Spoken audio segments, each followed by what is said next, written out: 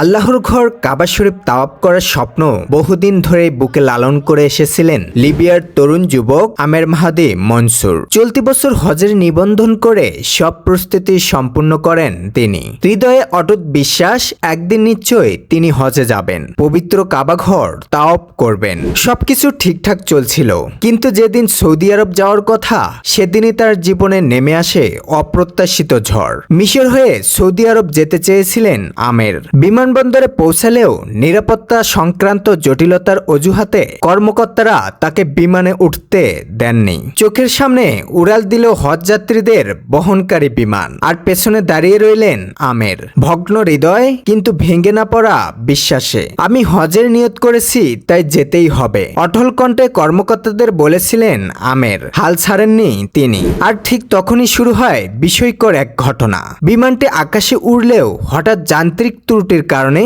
সেটি আবার ফিরে আসে। মেরামতের পর পুনরায় উড্ডয়নের প্রস্তুতি নেয় বিমানটি, কিন্তু তাতেও জায়গা হয়নি আমেরের জন্য।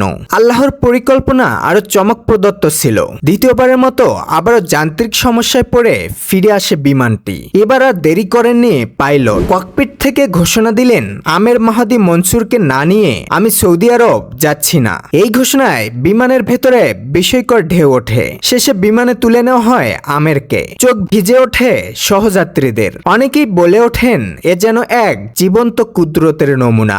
সৌদি আরব পৌঁছে পবিত্র হজ পালন শেষে আবেগঘন ভিডিও বার্তায় আমের বলেন, আমার আনন্দ ভাষায় প্রকাশযোগ্য নয়। আল্লাহ তার কুদরত দেখিয়েছেন। আমি কখনো আশা হারাইনি, কারণ আমি জানতাম তিনি আছেন, আর আমার হজ হবেই। একজন মানুষের দৃঢ় বিশ্বাস, অটল নিয়ত আর আল্লাহর কুদরতের এমন মিল সত্যি চোখে জল এনে দেয়। এই ঘটনা কেবল একটি সফরের নয়, এ এক ঈমানের জ্বলন্ত সাক্ষ্য।